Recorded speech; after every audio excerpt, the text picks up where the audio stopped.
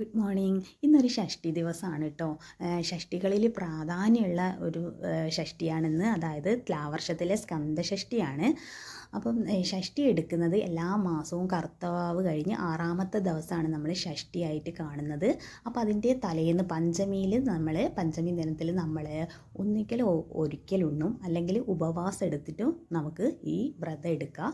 എന്നിട്ട് അതിന് ശേഷം ഷഷ്ടി ദിവസം നമുക്ക് അടുത്തുള്ള സുബ്രഹ്മണ്യ ക്ഷേത്രത്തിൽ നമ്മൾ കഴിപ്പിച്ച നിവേദ്യം കഴിച്ചിട്ട് നമുക്ക് ഈ വ്രതം അവസാനിപ്പിക്കാവുന്നതാണ് കേട്ടോ.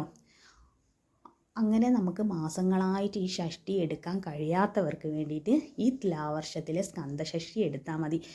ഇന്നത്തെ ഈ ഷഷ്ടി എടുക്കുന്നത് നമ്മൾ ഒരു കൊല്ലം ഷഷ്ടി എടുത്തതിന് തുല്യമാണെന്നാണ് പറയുന്നത്. അത്രയ്ക്ക് പ്രാധാന്യമുള്ള ഷഷ്ടിയാണിത്. ഇനി ഷഷ്ടി എടുക്കുന്നത് എന്ന് പറഞ്ഞാൽ സ്വതവേ നമ്മൾ അമ്മമാരാണ് കേട്ടോ ഷഷ്ടി എടുക്കുക.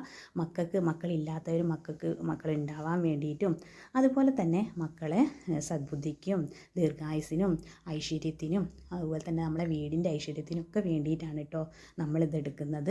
അപ്പോൾ ഇതിൻ്റെ രീതി എങ്ങനെയാണെന്ന് വെച്ചിട്ടുണ്ടെങ്കിൽ നമ്മൾ അതിരാവിലെ എണീറ്റിട്ട് വിളക്ക് കത്തിക്കുക. വിളക്ക് 5 തിരിയിട്ട് വിളക്ക് കത്തിക്കുക. അതുപോലെ തന്നെ ഒരു താലത്തിൽ അരി വെച്ചിട്ട് നമ്മൾ കുങ്കുമം, ഭസ്മം, കളഭതൊക്കെ നമുക്ക് വെക്കാം. ഇനി ഇതൊന്നും ഇല്ലെങ്കിലും 5 തിരിയിട്ട് വിളക്ക് കത്തിച്ചിട്ട് ഭഗവാനെ നല്ലോണം പ്രാർത്ഥിക്കുക. അതിൽ 1-2 നാമജപങ്ങൾ ഉരുവിടുക. ഒന്ന് വജദ്ഭുവേ നമ, അല്ലെങ്കിൽ ഓം ശരവണഭവ നമ. ഇനി ഇതൊന്നും അറിയില്ലെങ്കിൽ സുബ്രഹ്മണ്യനെ സ്തുതിച്ചാലും മതി. സുബ്രഹ്മണ്യ പ്രീതിക്ക് വേണ്ടിയിട്ടാണ് ഈ വ്രതം എടുക്കുന്നത്. അപ്പോൾ ഇന്നത്തെ ദിവസം തുടങ്ങിയത് തന്നെ ഭഗവാനോട് കൂടിയിട്ടാണ്. അതുപോലെ തന്നെ ഇന്നത്തെ ദിവസം എല്ലാവർക്കും ഐശ്വര്യം നിറഞ്ഞതാവട്ടെ.